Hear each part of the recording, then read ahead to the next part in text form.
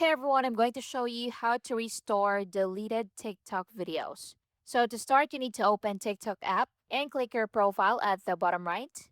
Once you do that, click the three lines at the top right.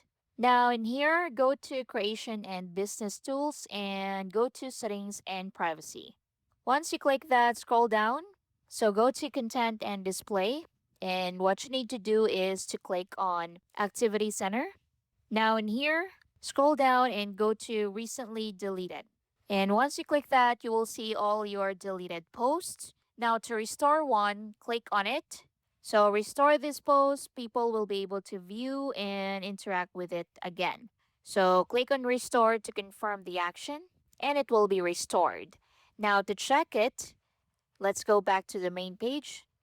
Go to your profile and scroll down and see if the video was restored.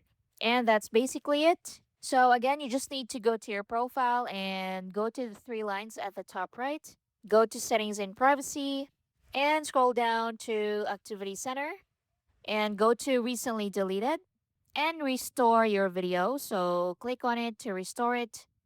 So click on restore and restore the posts. And that's found this helpful. Please like and subscribe. See you in the next one.